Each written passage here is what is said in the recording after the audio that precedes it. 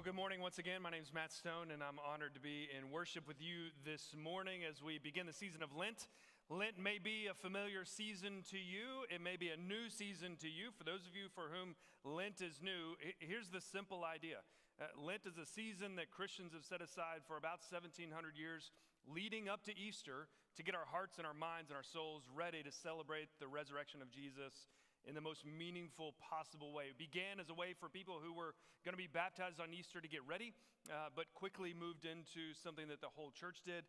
And so Lent is a season that doesn't appear in Scripture, but as we talked about on Ash Wednesday, if you were here for that, the practices of Lent are deeply biblical because they are simply aimed at getting us ready to celebrate Easter 40 days from now, give or take.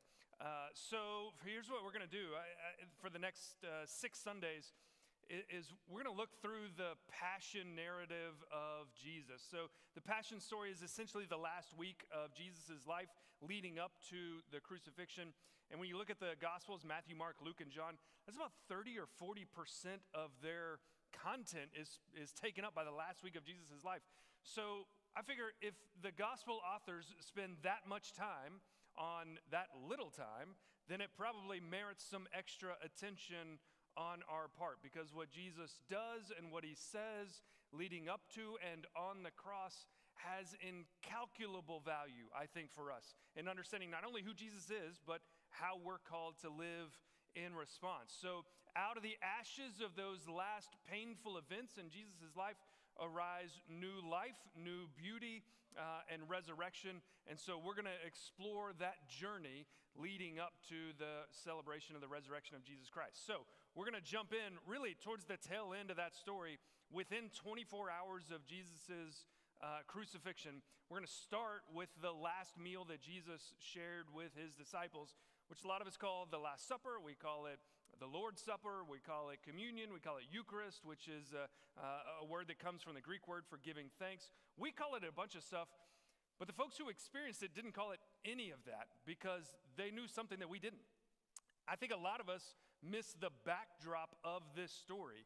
And when we do that, we miss a tremendous amount of the power of the story. I think for a lot of us, we know this meal is important, but we're not exactly sure why, or we're not exactly sure the full depth. It's like, driving up to a stop sign and not being able to read the words STOP or the letters STOP, but knowing that that sign says something important. That's kind of how the Lord's Supper, that's kind of how communion feels. I think to a lot of us, we know it's important, but it's not super clear as to why it's important. And so when you add the missed backdrop to the disagreements about what's actually happening in communion, that leads to a misunderstanding that I think falls off the cliff into a tragedy because we've cut ourselves off from one of our greatest spiritual resources. So what we want to do this morning is to recover the story of the last meal that Jesus shared with his disciples and reconnect to this parting gift of Jesus to his disciples, really to us. We want to reconnect to this parting gift that Jesus offers us. Now, before we can go forward in that story, we got to go backward in the story. We've already talked about it for the last several weeks, but remember that the Old Testament and the New Testament are not two separate stories. They are connected. You've heard me say before that we can't understand the New Testament in its full depth and beauty and power without exploring the Old Testament, and that is certainly true when it comes to this meal. So there are two Old Testament concepts, two Old Testament stories that we need to understand before we can look at the last meal Jesus shared with his disciples so that we can fully, not only appreciate it, but fully dive into what's really happening, what Jesus is really up to in that last meal. So the first of those Old Testament stories is the story of Passover. That may be a familiar story to you. You perhaps have heard the name Passover. I want to make sure that all of us are playing on a level playing field because the Passover is one of the most important stories in all of Scripture. It goes all the way back to the second book of the Bible, right? The book of Exodus. Israel, the descendants of Abraham, Isaac, and Jacob, have been slaves in Egypt for 400 years. They cry out to God. God sends a man named Moses who delivers a message to the Pharaoh of Egypt, you won't keep my people. You won't keep God's people as slaves any longer. You must let them go. And so God begins sending messages to Pharaoh. We call them plagues, but they're messages. God begins sending messages to Pharaoh. You're gonna let my people out from under this oppression, out from under this slavery. You're gonna let them go. And time again, 9 times over, Pharaoh refuses to listen. And so the 10th time, God says this to Moses. He says, tell Israel, tell the descendants of Abraham, Isaac, and Jacob, to gather a lamb, an unblemished lamb, one for every family. If a family isn't big enough to consume a whole lamb, they can join together with other families, but every family is to gather an unblemished lamb together. They're to sacrifice that lamb to the Lord and then consume that lamb tonight and use the blood of the lamb to paint the doorposts of their house, because that will mark you as belonging to the family of Abraham, Isaac, and Jacob.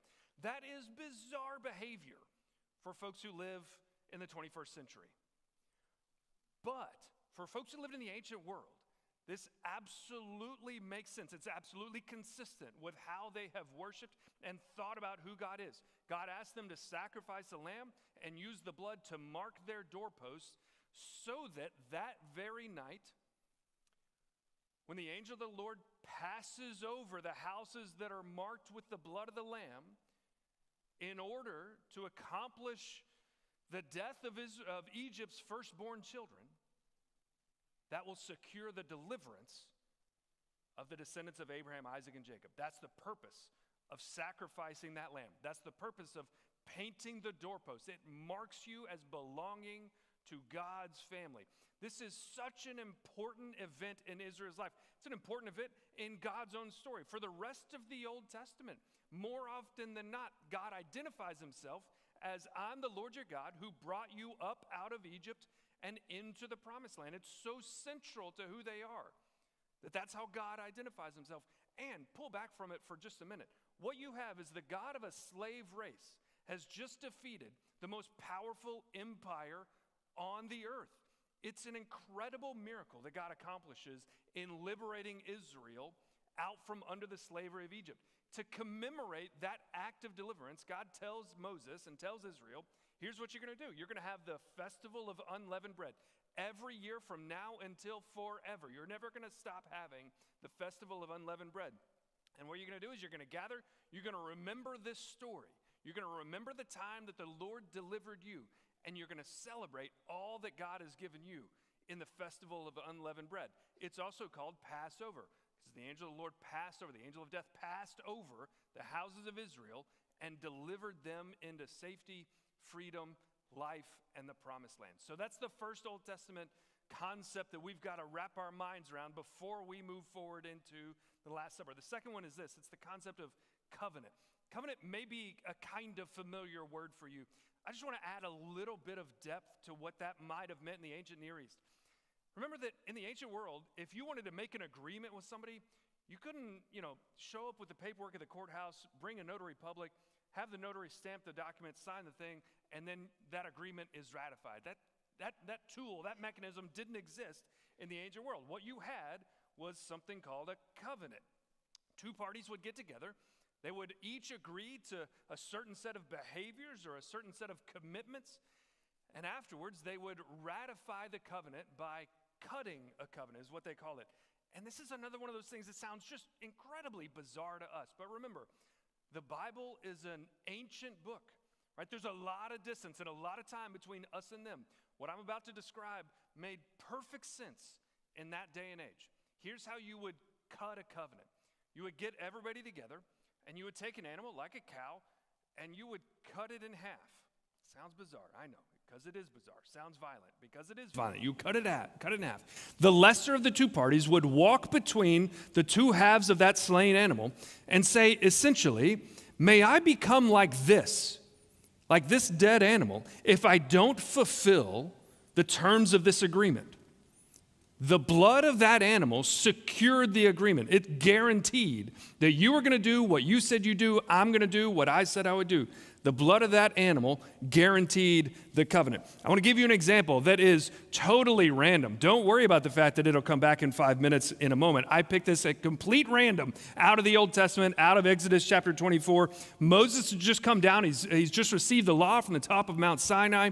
That's the covenant of God to Israel after he's liberated them from Egypt. Moses received this covenant. He comes down the mountain. He tells some of the young men, hey, go grab a couple oxen, sacrifice them, and then bring me half of the blood.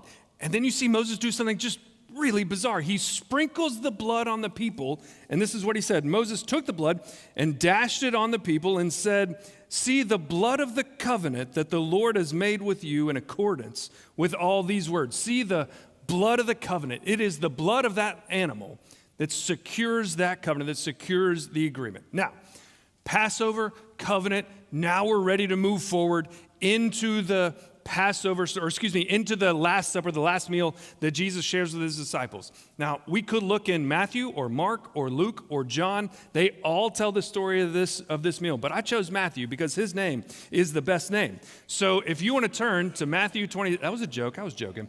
If you want to turn to Matthew chapter 26, that's where we're going to spend most of the rest of our morning. Matthew 26, I'm going to start in verse 17. Now we're ready. Now we have the container for this meal. We have Passover and we have covenant. We have the container in which this meal unfolds. Here's how it goes. Matthew 26 in verse 17. On the day of unleavened bread, the disciples came to Jesus saying, where do you want us to make the preparations for you to eat the Passover? And he said, go into the city to a certain man and say to him, the teacher says, my time is near. I'll keep the Passover at your house with my disciples. And so the disciples did as Jesus directed them, and they prepared the Passover meal. So one more quick note before we dive any deeper into the Last Supper. And I promise I'm not trying to be kitschy with this. I'm dead serious about it. It matters that this story, that you connect, that we connect, that this story takes place on our earth. The events of Jesus' final hours are events that took place here. They took place in history. They took place on the same dirt that you and I walk on. I want you to land that story in solid dirt. So we've got the biggest map that we've had yet. Let's go ahead and see it. You're going to see up there the whole world. We're going to zoom in a little bit so that you can see the nation of Israel. You'll see on the left-hand side the Mediterranean Sea. You'll see right in the middle is the Dead Sea. The Jordan River runs north from the Dead Sea up to the Sea of Galilee. And you can see shaded in, generally, the boundaries of Israel along with where the city of Jerusalem is. I hope you're building a mental map of Israel. We want to do that, not because we want to win Bible competitions. Does anybody still do those? I don't know. This isn't the point. We're not doing this for Bible trivia. We're doing this to remind ourselves that the story of God, the story of salvation, took place on our earth. We have access to that story and to that power because it happened here. So let's zoom in a little bit further because I want you to see what's going on in the city of Jerusalem where all of this takes place. Oh, wow. Look how cool that is. You got the Kidron Valley on the right. Just off screen to the right is the Mount of Olives. We're going to spend a bunch of time there here in a couple of weeks. And you can see towards the middle in the bottom, it may be a little bit hard to read this week. It says the Last Supper on the southern tip of what's called the city of David, the old city of Jerusalem. On the southern tip, roughly in that location is where the upper room was located. We know that because there's a second or third century church that's located, that they discovered that's located right there that commemorated that spot. So again, that doesn't change how we read what's about to happen. That doesn't add to our interpretation. The sole purpose of pointing that out is because I want you to know that this story took place on our earth. Right there. You can go there today. You can't see the building, but you can go to that location where Jesus shared the final meal with his disciples, and you can be there. Now, when he gets there, they've arranged for it. Everything is fairly standard. It's the Feast of Unleavened Bread. We already know this is the story of Passover. So what's rolling around, the stories that are rolling around in our mind are stories of God's deliverance and salvation, stories of God's victory over Egypt, victory over slavery and death, and delivering his people into life and freedom. We already know that that is the container. Now, Typically, the Passover story, the Passover meal, was shared with family. I love that Jesus and the disciples are there. They're redefining family for us. There's a reason you and I call each other brother and sister. It's because we have been made family by our relationship with Jesus. Typically, you would celebrate the Passover meal with family. That's exactly what Jesus and his disciples are doing. They're celebrating this meal with their family. When they get to the meal, there are usually 3 foods and 4 drinks. The 3 foods are lamb, right? Just like we celebrated, that unblemished lamb, just like we used in the first Passover. There are bitter herbs to remind us of the bitterness of slavery. And there's unleavened bread.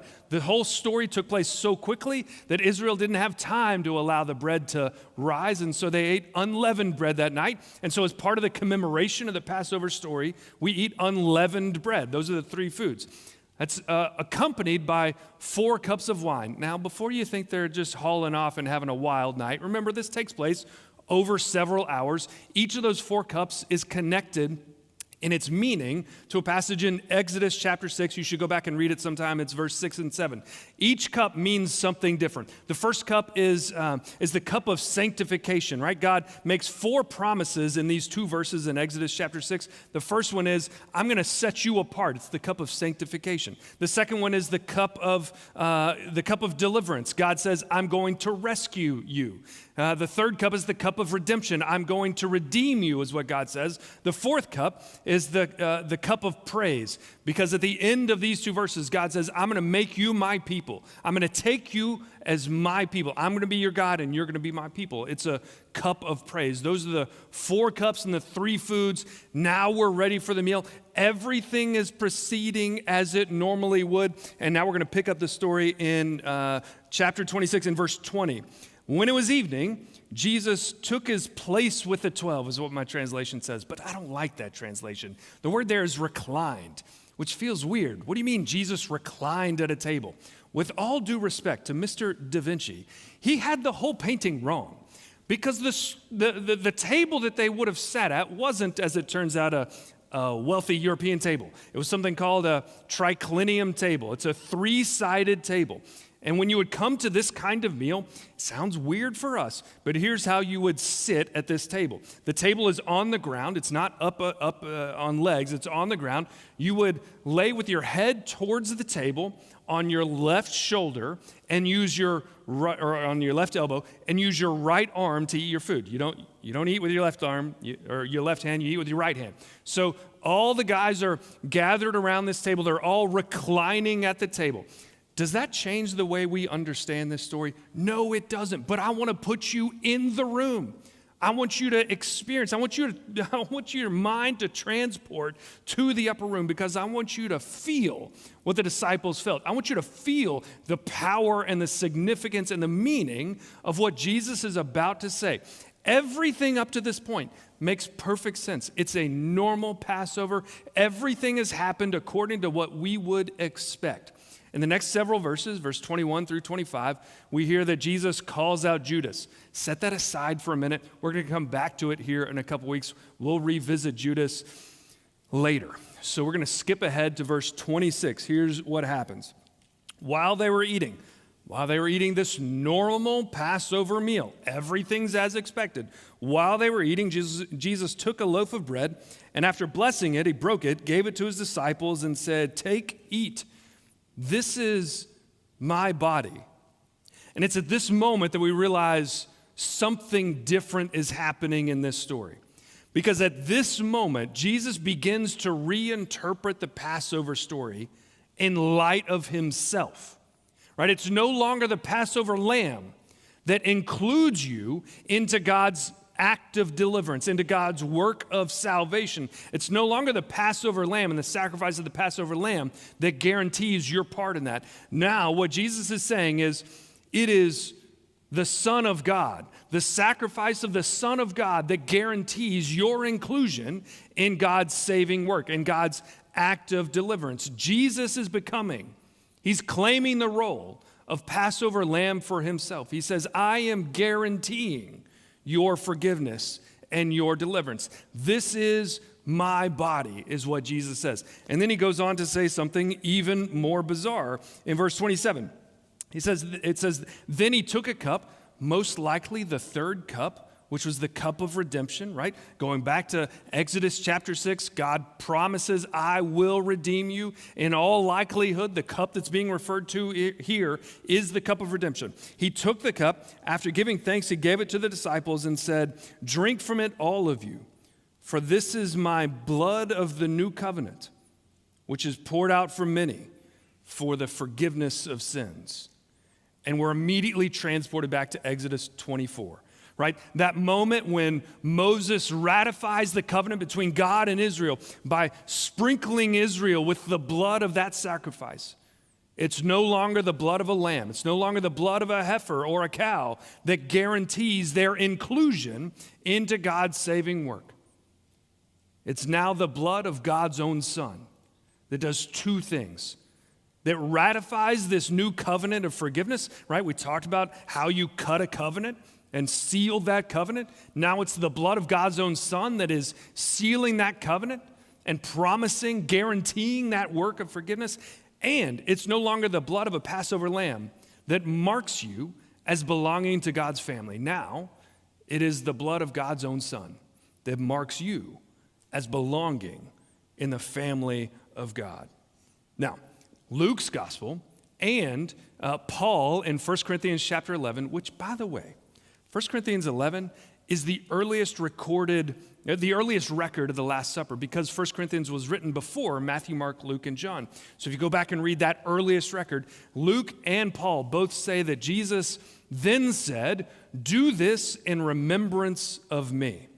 There's two things that I want to point out there. One, Jesus is not suggesting, hey guys, when you think about it, he's not recommending, hey, this might be a good idea. He is commanding. I know it's uncomfortable for us as Americans to be commanded to do anything, but as followers of Jesus, that's not uncomfortable at all. Jesus has commanded us to share this meal in remembrance of him. Right? When we are sharing this meal together, we're participating in an act of obedience to what God has commanded us to do. Just as important, or perhaps maybe slightly less important, but only slightly, is, I think, the Jewish notion of memory, the way the Jewish notion of remembrance works, right? In remembrance, the community's identity is forged and built by making present those events that forged who we have become. Does that make sense? Right? When we remember something, we're bringing that which was in the past into the present because the past made us who we are. Do this in remembrance of me is inviting, commanding us to make present not only the meal that Jesus shared with his disciples, but the sacrifice, death, and resurrection that meal points to. Then Jesus says this. I love that idea of memory. Jesus says this, and this is kind of the last thing that he says before he leaves the upper room. He says, drink this with me because I'm not going to drink of this fruit of the vine again until I drink with you in the kingdom of heaven. Right? He's pointing forward to that time in which he will return, not to destroy the earth, but to renew it and redeem it. Right? So much of the Old Testament points towards this idea of a banquet in heaven. At the end of time, when the world is renewed, redeemed, restored, at the end of time there will be a banquet, and all of God's people will gather around the same table to commune with each other, to share a meal, to worship God together. This is exactly what Jesus is pointing toward. I'm not going to share this meal again with you until we do it in the kingdom of heaven. Now listen. When we bring this meal into the present, right? When we celebrate this meal, we are bringing into the present what I think we could call the multi-directional power and meaning of the Last Supper. Here's what I mean.